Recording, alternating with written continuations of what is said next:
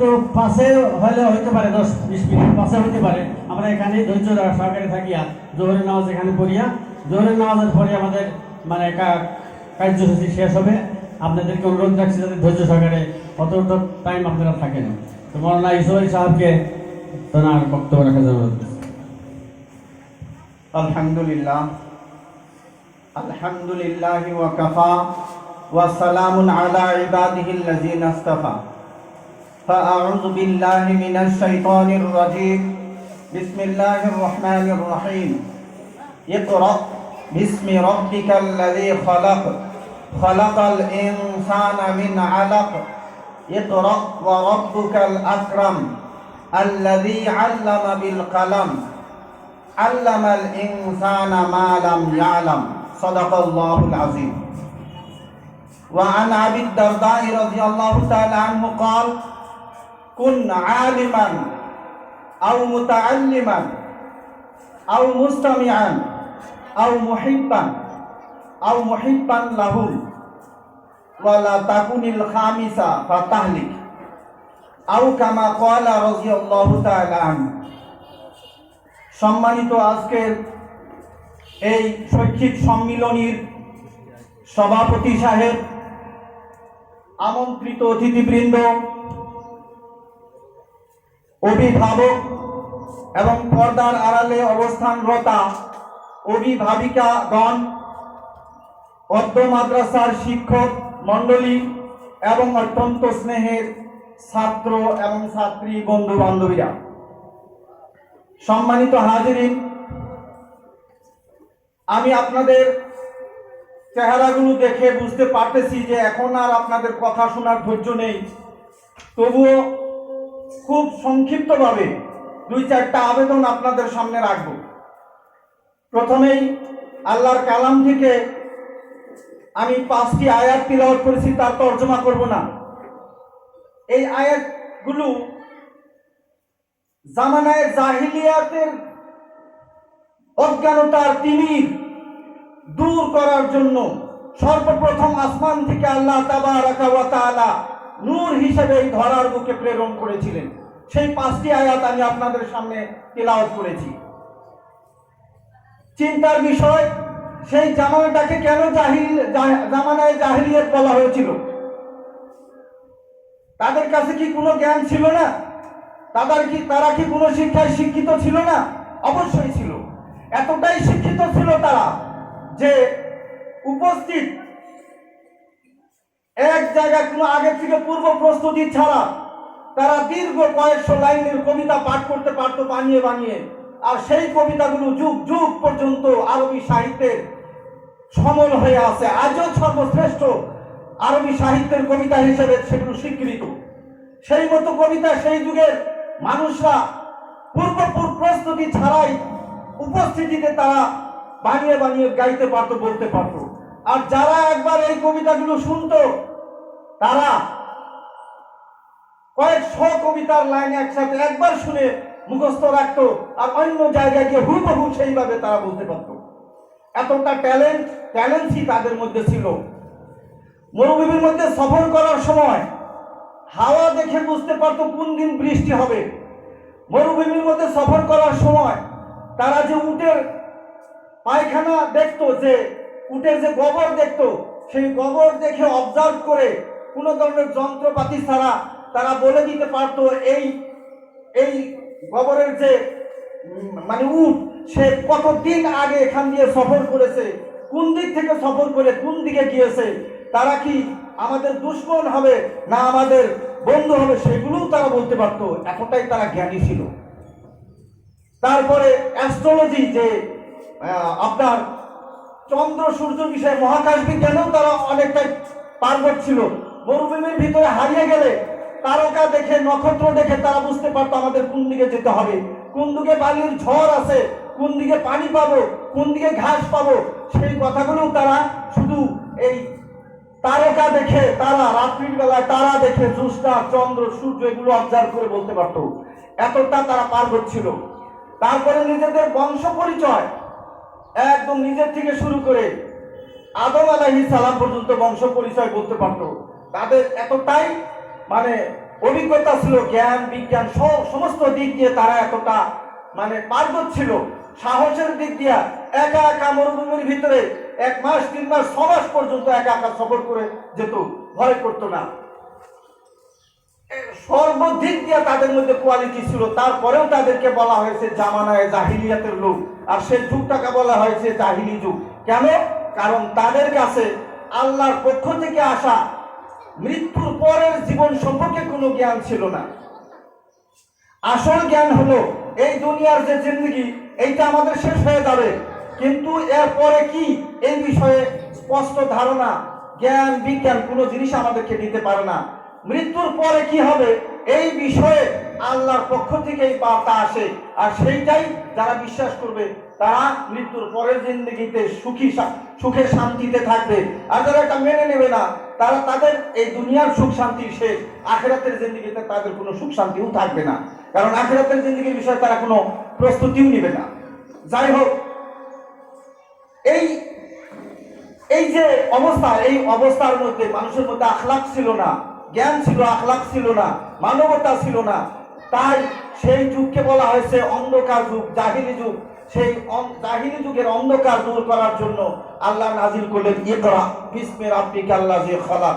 এই আয়াতের মধ্যে কয়েকবার পড়ার কথা বলা হয়েছে, কলম দিয়ে শিক্ষা গ্রহণ করার কথা বলা হয়েছে। তাহলে বোঝা গেল যে শিক্ষার দ্বারাই মানুষ দুনিয়ার মুখে এবং আখিরাতের জিন্দেগিতে সমুন্নত হয়। যাদের মধ্যে শিক্ষা নাই সেই জাতি অন্য জাতির গোলাম হতে বাধ্য। তাই আমাদের যারা আকাবিরি যুগে যুগে হুজুর সাল্লাল্লাহু আলাইহি সাল্লামের যুগ থেকে শুরু করে এখন পর্যন্ত আমাদের যারা পূর্বসূরি, তারা দ্বীনি এবং দুনিয়াবি শিক্ষায় সুসজ্জিত করার জন্য আমাদের পরবর্তী প্রজন্মকে সবসময় শিক্ষার উপর গুরুত্ব দিয়ে এসেছেন। তার বাস্তব উদাহরণ বাইতুল হিকমা, ইসলামের স্বর্ণযুগে যেটা ছিল, সেই বাইতুল হিকমা থেকে অনুদিত কিতাব পাঠ করে মুসলমানদের জ্ঞান ধারণ করে ইউরোপিয়ানরা আজকে সারা বিশ্বে জ্ঞান বিজ্ঞান এবং প্রযুক্তির সরকারি করছে। দুঃখের বিষয়, আমরা সেই পড়াশোনা জ্ঞান বিজ্ঞান চর্চা আমরা ছেড়ে দিয়েছি, সেই জন্য সারা বিশ্বে মুসলমানগণ আজকে পদদলিত। তারপর আবার ইসলামের রিভলিউশন করার জন্য আমাদের যারা আকাবিরিন, আমাদের যারা পূর্বসূরি, তারা যুগে যুগে দেশে দেশে বিভিন্ন শিক্ষা অনুষ্ঠান প্রতিস্থাপন করেছেন। তার মধ্যে দারুল উলুম দেওবন্দ, আমাদের আকাবিরিনগণ ভারতবর্ষের সমস্ত জনগণ যে সময় ব্রিটিশের গোলামে পরিণত হলো, তখন সেই গোলামি থেকে আজাদ করার জন্য দারুল উলুম দেওবন্দ 1866 সালে হযরত মোহাম্মদ কাসিম নানুতুবি রহমাতুল্লাহি আলাইহি প্রতিষ্ঠা করলেন। আর সেই আন্দোলনের যে সেখান থেকে যে প্রোডাকশন পেলাম, সেই প্রোডাকশনের নেতৃত্বে যে ভারতব্যাপী আন্দোলন গড়ে উঠলো, সেই আন্দোলনের মাধ্যমে আজকে ভারতবর্ষ স্বাধীন। তারপরে তার অনুকরণে ভারতবর্ষব্যাপী এই দ্বীনি শিক্ষার প্রতিষ্ঠান গড়ে উঠেছে। আমাদের আলহামদুলিল্লাহ আমাদের অঞ্চলে অনেক মাদ্রাসা প্রতিষ্ঠিত হয়েছে, কিন্তু যেভাবে আশা করা হয়েছিল সেইভাবে এই মাদ্রাসাগুলো থেকে আমরা আউটকামিংটা পাইতেছি না, মাদ্রাসা থেকে আমরা সেই ফসলটা পাইতেছি না। তার অনেক কারণ রয়েছে। তার প্রধান কারণ হলো যে আমাদের এই অঞ্চলের মানুষ দ্বীনি শিক্ষার গুরুত্ব এটা আমরা বুঝি না। না বুঝার ফলে যেখানে যেখানে মাদ্রাসা প্রতিষ্ঠা করা হয়েছে, সেখানে সেখানে সাধারণ জনগণের অংশগ্রহণ না থাকার জন্য ওই মাদ্রাসাগুলো বিভিন্ন সংকটে তারা ভুগতেছে। জনসম্পদের অভাব, অর্থনৈতিক সম্পদের অভাব, বিভিন্ন অভাবের তাড়নায় এই মাদ্রাসার ছোট ছোট বাচ্চাগুলো কিছু বছরের ভিতরে 4 মাস তারা কালেকশনে থাকতে হয়, আসাতিজায়ে কেরামও কালেকশনে থাকতে হয়। 4 মাস তাদের কালেকশনে চলে গেছে, 8 মাসে যে শিক্ষাটা, সেই শিক্ষাটাও সুষ্ঠুভাবে হতে পারে না। আর এই যে শিক্ষা, এই শিক্ষার মাধ্যমে যে সময় বাচ্চাদেরকে আমরা ছোট ছোট কোমলমতি বাচ্চাদেরকে কালেকশনের জন্য পাঠাই, তাদের মেন্টালিটির মধ্যে একটা নেগেটিভ প্রভাব হয় বা বিস্তার করে। তারা স্বাবলম্বী হওয়া থেকে মানুষের কাছে হাত পাতার যে টেন্ডেন্সি, সেটা তাদের মধ্যে গ্রো করে। এবং এইভাবে বাচ্চাদেরকে যদি আবার কালেকশনে না পাঠানো হয় তাহলে মাদ্রাসাটাও বন্ধ হয়ে যাবে, কারণ মানুষ স্বতঃস্ফূর্তভাবে সেখানে দান বরঙণি দিতেছে না, মানুষ স্বতঃস্ফূর্তভাবে মাদ্রাসার সাথে সংযুক্ত হইতেছে না, ইত্যাদি অনেক এক কুড়ি সমস্যা। এগুলো দেখে আর যাও সামান্য কালেকশন করে অর্থ আনা হয়, সেই অর্থর দ্বারা উপযুক্ত সুযোগ্য শিক্ষক রাখা সম্ভব হয় না। 4,000-5,000 টাকা দরমহা দিলে কত যোগ্যতা সম্পন্ন শিক্ষক আমরা পাবো এই যুগে? চিন্তা করেন আপনারা। সেই জন্য ভালো উপযুক্ত শিক্ষক আমরা পাই না, আর যাও পাই তারাও বিভিন্ন নিজের জাতি সাংসারিক সমস্যা মাথায় রেখে বাচ্চাদেরকে সুষ্ঠু শিক্ষা দিতেও পারে না। এই জন্যে মাদ্রাসা প্রতিষ্ঠিত হয়েছে সত্যই, কিন্তু আমরা তার থেকে কাঙ্ক্ষিত যে ফল সেটা পাচ্ছি না। ইত্যাদি সমস্যাগুলো সামনে রেখে আমরা কিছু লোক চিন্তা চর্চা করলাম যে কি করা যায়, এই সমস্যাটা কিভাবে দূর করা যায়। আমাদের অঞ্চলে মক্তবের শিক্ষক বানানোর মতো মানুষও নেই। আমাদের এই যে মক্তব, এটা 2013 সালে থেকে যদিও শুরু হয়েছে, বিভিন্ন জায়গায় আমরা এই মক্তবের শাখা খোলার মনস্থ করেছিলাম, কিন্তু উপযুক্ত শিক্ষকের অভাবে আমরা তা পারিনি। তখন আমাদের মাথায় আইডিয়া আসলো, তাহলে এই মক্তবের শিক্ষক বানানোর মতো যে আলিম, সেই আলিম সৃষ্টি করার ফ্যাক্টরি তাহলে আমাদের খুলতে হবে।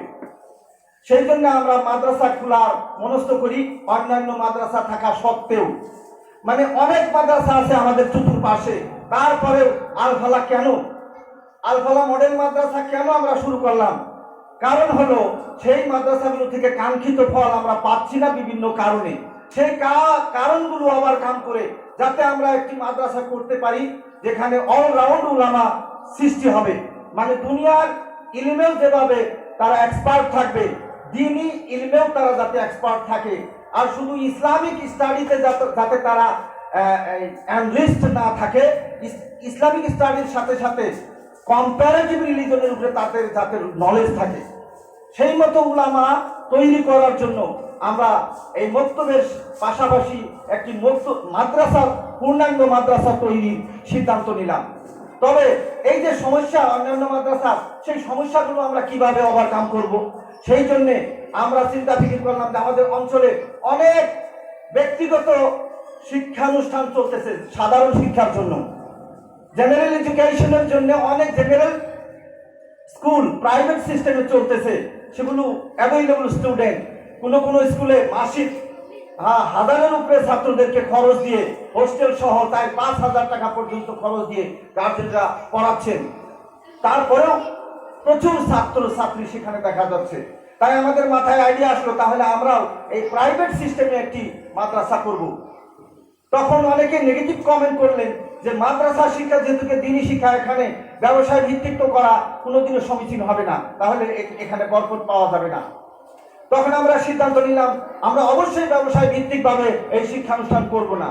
আমরা যে ছোট্ট একটি সংবিধান তৈরি করলাম, সেই সংবিধানের প্রথম শর্তই হলো যে এখানে যারা যুক্ত হবে কোনো দিন এই মাদ্রাসা থেকে একটা টাকা এখান থেকে তারা লাভ নিতে পারবে না। যারাই যুক্ত হবে তারাই নিজের সাধ্যশক্তি অনুযায়ী এখানে দিতে হবে, নিতে পারবে না। টাকা পয়সা সময় মেধা যে যা দিতে পারি তাই আমরা দিব, কিন্তু এখান দিয়ে কোনো লাভ নেব না, আমরা দুনিয়াবি কোনো লাভ নেব না। আল্লাহ যদি আখিরাতে আমাদেরকে কিছু দান করেন তাই হবে। এই মতে এই সিদ্ধান্তে আমরা সবাই একমত হয়ে আলফালা মাদ্রাসাটি তৈরি করা হলো। আমাদের মাদ্রাসা কামিয়াবের পর্যায়ে পৌঁছে গিয়েছিল। প্রথমে আমরা একটি সিনিয়র মাদ্রাসার কোর্স কারিকুলাম দিয়ে শুরু করেছিলাম, আর আমাদের ছাত্র অল আসাম মাদ্রাসা বোর্ডের আন্ডারে প্রথম পরীক্ষা দেবে, সেই সময় লকডাউনটা আসলো। আমাদের যে প্রস্তুতি ছিল, আমাদের আশা ছিল যে একের থেকে অন্তত 5টা অল আসামের মুখে যে প্লেস হয়, 5টা প্লেসই আমরা দখল করব, সেই মতো করে আমরা তৈরি করেছিলাম আমাদের ছাত্রদেরকে। কিন্তু দুঃখের বিষয়, লকডাউনে সেই পরীক্ষা ছাত্ররা দিতে পারলো না। সেই সিস্টেমটাও 2 বছর লকডাউনে অনুষ্ঠান বন্ধ থাকার পরে সেই সিস্টেমটাও বন্ধ করার জন্য বাধ্য হলাম। তারপরে এক প্রকারের মাদ্রাসা শেষই হয়ে গিয়েছিল। আবার আল্লাহর রহমতে আমরা একত্রিত হয়ে আবার নতুন সিস্টেমে, নতুন উদ্যমে আবার শুরু করা হয়েছে এখন কওমি সিস্টেমে। তবে এই কওমি সিস্টেমে শুরু করলেও আমরা নেশাবটা বানিয়েছি মাত্র 8 বছর। আমাদের যে থিঙ্কিংটা হলো শুধু আলিম হওয়ার জন্য যদি 14 বছর এখানে স্টাডি করতে হয়, সে দুনিয়াবি আর শিক্ষা গ্রহণ করতে পারবে না। সেজন্য সে এই দুনিয়ার বুকে গ্রহণযোগ্য একজন আলিম মানুষে গ্রহণ করবে, সেই মতো পার্সোনালিটি সম্পন্ন একটা আলিম সে হতে পারবে না। সেই জন্য এক্সপার্ট আলিম 8 বছরে কিভাবে তৈরি করা যায়, তার জন্য আমরা চিন্তা চর্চা করে বিভিন্ন জায়গায় ঘোরাফেরা করে সেই মতো একটি নিসাব আমরা সংগ্রহ করে তারপরে 8 বছরে যাতে পূর্ণাঙ্গ আলিম তারা হইতে পারে, তাহলে হাদিস পর্যন্ত মৌলানা হতে পারে, সেই মতো একটি কোর্স আমরা ইন্ট্রোডিউস করেছি। আর এর সাথে সাথে একদম ব্রিটিশ এবং আমেরিকান অ্যাকসেন্টে যাতে তারা অনর্গল ইংলিশে কথা বলতে পারে, সেটা আমাদের লক্ষ্যের মধ্যে আছে। কিন্তু একদম আমরা চারুলিয়া অবস্থায় থাকার জন্য এখনো আমরা সেই লক্ষ্যে 100% কামিয়াব হতে পারিনি। দোয়া করবেন, আমাদের সাথে সহযোগিতা করবেন সেই লক্ষ্য আমরা উপনীত হওয়ার জন্য। এই বছর থেকে আমরা প্র্যাকটিক্যাল শুরু করেছি। আমাদের এই বছরের যে মোহতামিম, উনি ব্রিটিশ আমেরিকান অ্যাকসেন্টে ইংলিশে 2 বছরের ট্রেনিং করেছেন মুম্বাইতে, আর তাই ওনাকে আমরা এখানে মুহতামিমের দায়িত্ব দিয়েছি। উনি এখন থেকে বাচ্চাদেরকে ইংলিশ যে ডায়লগ, স্পোকেন ইংলিশের উপরে বাচ্চাদেরকে ট্রেনিং করাবে। ঠিক তদ্রুপ অ্যারাবিয়ান বিভিন্ন অ্যাকসেন্টে যাতে তারা অ্যারাবিক ভাষাটাও বলতে পারে, তার জন্য তাদেরকে বাস্তবে এখানে ট্রেনিং দেওয়া হবে। এই ক্যাম্পাসের ভিতরে বাচ্চাদেরকে মানে শিক্ষক আর বাচ্চারা যাতে আমাদের লোকাল ল্যাঙ্গুয়েজে তারা কোনো ধরনের কথোপকথন না করে, সেই ধরনের এখানে মানে হুইপ দেওয়া হয়েছে। সপ্তাহে 7 দিনের 6 দিন 3টা ভাষায় তারা 2 দিন করে কথা বলতে হবে, সেই ধরনের এখানে রুটিন বানানো হচ্ছে। যাই হোক, এইভাবে মাদ্রাসাটা আমরা লক্ষ্য নিয়ে স্থির করেছি। মাশাআল্লাহ, এতদিনে এই মাদ্রাসায় নতুন করে লকডাউনের পরে শুরু করার পরেও আল্লাহ ভালো রহমত করেছেন, অনেক কামিয়াবি দেখতে পাচ্ছি। অন্যান্য মাদ্রাসার তুলনায় আমাদের মাদ্রাসার বাচ্চাদের মধ্যে যে মানে পারদর্শিতা, সেটা একটু বেশি আমরা পাইতেছি। আরো আমরা সন্তুষ্ট না, এতটুকুতে আমরা সন্তুষ্ট না। আমাদের যে লক্ষ্য সেটা হলো অল রাউন্ড এক্সপার্ট হতে হবে। তাই আমরা এই মাদ্রাসায় 3টি শাখা দিয়ে এখানে আমরা শিক্ষা ব্যবস্থা চালাচ্ছি। আমাদের মক্তব শাখার বাচ্চাদের আপনারা প্রদর্শনী দেখলেন। এইখানে আমাদের লক্ষ্য হলো যে সমস্ত বাচ্চারা মাদ্রাসায় আসবে না, সাধারণ শিক্ষায় বিভিন্ন স্কুলে পড়াশোনা করবে, তারাও যাতে দিন থেকে দূরে না থাকে, তারা যাতে নাস্তিক হয়ে না যায়, তাদের মধ্যে ইসলামিক সম্পূর্ণ জ্ঞান আস্তে আস্তে করে ঢুকিয়ে দেওয়ার জন্য আমরা মক্তব শাখাটা রেখেছি। আর এই মক্তব শাখা শুধু আমাদের ক্যাম্পাসে সীমাবদ্ধ থাকবে না, আমরা সারা আসাম জুড়ে এই শাখাটা ছড়িয়ে দিতে চাই। কিন্তু উপযুক্ত শিক্ষক পাচ্ছি না এবং উপযুক্ত পরিবেশও পাচ্ছি না। আপনারা সবাই সহযোগিতা করলে এই ধরনের মক্তব প্রত্যেক মহল্লায় 2, 3, 4, 5টা করে খুলবো। এটা আমাদের পরবর্তী লক্ষ্য, অদূর ভবিষ্যতে আমরা সেদিকে যাব। তার সাথে সাথে এখানে হিফজের একটা শাখা আছে। 3 বছরের ভিতরে শুধু হাফিজ হওয়ার জন্য, যাতে 7-8 বছর পরে তার জীবনের গোল্ডেন পিরিয়ডটা যাতে হাফিজ হইতেই শেষ করতে না হয়। শুধু জীবনে যদি হাফিজ হয়, সে কোরআনের অর্থও বুঝলো না, দুনিয়ার অন্য কোনো শিক্ষাও জানলো না, তারা সাধারণত সুনাগরিক, ভালো একটা নাগরিক হতে পারে না। তাদের মধ্যে অনেক কমই থাকে। সেই জন্য 3 বছরের ভিতরে যারা হাফিজ হইতে পারবে, প্রথম থেকে তাদের মেধা সিলেকশন করে, মেধা নির্বাচন করে সেই ধরনের বাচ্চাদেরকে আমরা হিফজের শাখায় অ্যাডমিশন করাই। আর তারা হিফজ পুরা করার পরেই যাতে তারা সুদক্ষ আলিম হতে পারে, সেই লক্ষ্যে আমরা তাদেরকে আবার হাফিজ হওয়ার পরে আলিম শাখায় তাদেরকে অ্যাডমিশন করাই।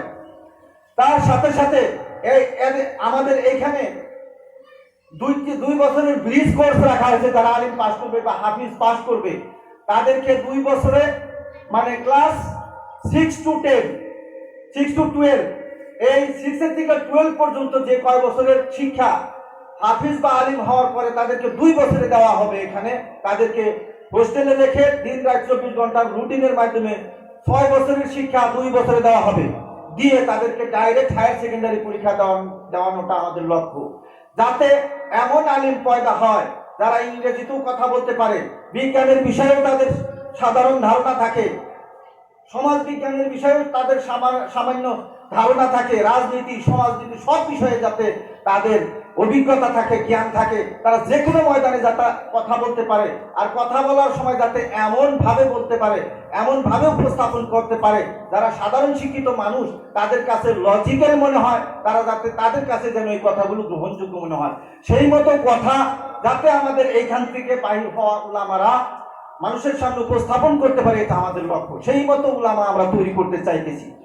যাই হোক, সম্মানিত হাজিরিন, এইটা আমাদের লক্ষ্য। কিন্তু এই লক্ষ্যে উপনীত হওয়ার জন্য আমরা এই যে প্রাইভেট সিস্টেমটা পছন্দ করেছি, যাতে শুধু পাবলিকের উপরে নির্ভর করতে না হয়।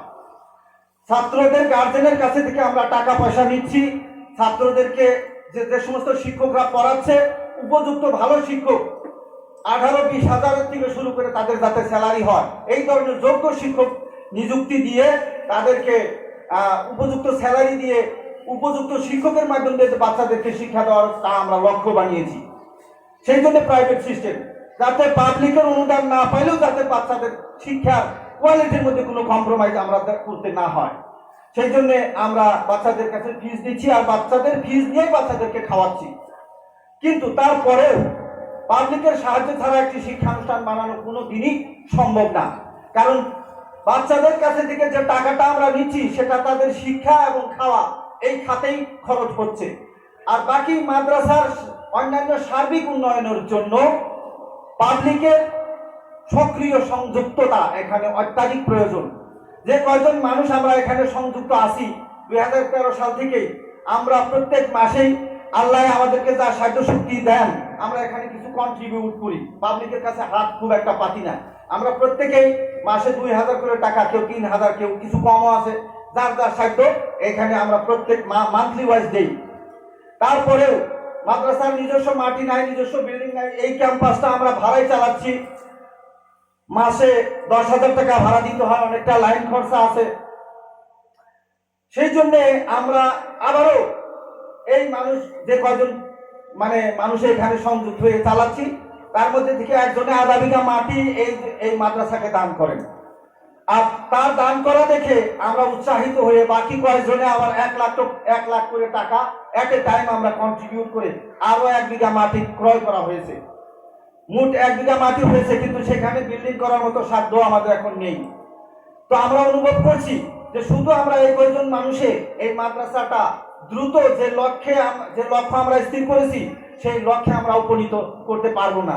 সেই জন্য অঞ্চলের জ্ঞানী গুণী শিক্ষিত শিক্ষাবিদ ব্যবসায়ী সব শ্রেণীর মানুষের কাছে আমরা কাতর আবেদন করি যে এই ধরনের একটি মাদ্রাসা স্থাপন করার জন্য আপনাদেরও দায়িত্ব রয়েছে। আমরা শুধু করতে চাই না, আমরা শুধু এটা চালাইতে চাই না, আপনারাও সবাই সংযুক্ত হন। সংযুক্ত হয়ে কিভাবে আবার আমরা সবাই মিলে এই যে আমাদের যে লক্ষ্য, সেই লক্ষ্যের একটি কাঙ্ক্ষিত সর্বাঙ্গ সুন্দর একটি শিক্ষানুষ্ঠান আমরা বানাইতে পারি, সেই জন্য আপনাদেরকে ডাকা হয়েছে, আপনাদের কাছে আমরা এই কাতর আবেদন রাখলাম। তো এই ব্যাপারে আমরা এই মিটিং এর পূর্বে যে আমাদের ম্যানেজিং কমিটির যে সভা ছিল, সেই সভায় প্রস্তাব গৃহীত হয়েছে যে তাহলে আমরা বৃহত্তর ভূমি থেকে নগরপাড়া পর্যন্ত এই বৃহত্তর এলাকার বিভিন্ন এলাকার শিক্ষাবিদ বা জ্ঞানীগুণী শিক্ষিত মানুষদেরকে সন্নিবিষ্ট করে আমরা একটি বৃহত্তর কমিটি নির্মাণ করি, গঠন করি। আমাদের যে কমিটিটা এখন আছে এক্সিকিউটিভ কমিটি, এই এক্সিকিউটিভ কমিটির সাথে আরো বৃহত্তর কিছু শিক্ষাবিদ জ্ঞানীগুণী মানুষকে সন্নিবিষ্ট, তাদেরকে সাধারণ মেম্বার হিসেবে করব। তাদেরকে আমরা সবসময় ডাকাডাকি করে বিরক্ত করব না, বছরের ভিতরে হয়তো 2বার বা 3বার আপনাদেরকে ডাকবো। আমাদের বড় বড় সমস্যাগুলো সমাধান কিভাবে করা যায় সেই হিসেবে আপনারা আমাদেরকে দিক নির্দেশনা দিবেন, আমাদেরকে পথ দেখাবেন। বাকি আরো কেউ যদি খুব মনের ভিতরে আগ্রহ থাকে যে আমি এক্সিকিউটিভ কমিটির ভিতরেও আমরা ঢুকতে চাই, তাহলে আমরা তাদেরকেও সাদর সম্ভাষণ করবো, আমরা ওয়েলকাম জানাবো তাদেরকে। এতটুকু আবেদন রেখে আমার মনে হয় আপনাদের কি বিরক্ত করে ফেলেছি। এরপরে আমরা আবেদন রাখলাম যে আপনারা সবাই যারা এসেছেন আর যারা আসে নাই কিন্তু উপযুক্ত একটি মাদ্রাসার সাথে তাল্লুক স্থাপন করার জন্য বা মাদ্রাসাকে আইডিয়া নেওয়ার জন্য রিসোর্স হিসেবে কাজ করতে পারবে, আপনাদের যেখানে আছে তাদের নামও এখানে সন্নিবিষ্ট করবেন বলে আশা করলাম। যে আপনারা সবাই এই মাদ্রাসার সাধারণ সদস্য বা জেনারেল মেম্বার হিসেবে আমাদের এই কাজে আপনারাও সহযোগিতা করুন। যে যতটুকু পারেন, কেউ অর্থ পারেন অর্থ দিবেন, কেউ মেধা দিয়ে এই মাদ্রাসাকে এগিয়ে নিয়ে যাওয়ার মতো আপনার সামর্থ্য রয়েছে, আপনি আপনার মেধা দিয়ে এই মাদ্রাসাটাকে এগিয়ে নেওয়ার জন্য সহযোগিতা করুন। কেউ শারীরিক পরিশ্রম দিতে পারেন তাই দিন, কেউ সময় দিতে পারেন তাই দিন, যে যে ফেলে পারেন। কেউ কোনো প্রকার অন্য কোনো যদি প্রকারে না পারেন, দোয়া তো করতে পারবেন। আপনাদের কাছে অনুরোধ, প্রত্যেক দিন 5 ওয়াক্ত নামাজের পরে আমাদের এই মাদ্রাসা সহ আরো যত মাদারিসে দিনিয়া আছে, সমস্ত মাদারিসে দিনিয়াকে যাতে আল্লাহ কামিয়াব করে, এগুলোর থেকে যাতে উপযুক্ত উলামা পয়দা হয়, আর সেই উলামার মাধ্যমে যাতে সারা দুনিয়ায় মুসলমানের অবস্থা পরিবর্তন হয়, এই দোয়াটা সবাই করবেন।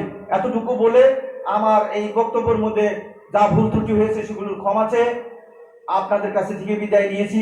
ওয়া আখিরু দাওয়ানা আলহামদুলিল্লাহি রাব্বিল আলামিন। আলহামদুলিল্লাহ। মাওলানা ইউসুফ আলী সাহেব আগাগোড়া সব কিছু মিলাইয়া একটা বড় একটা মানে ভাষণ দিচ্ছেন।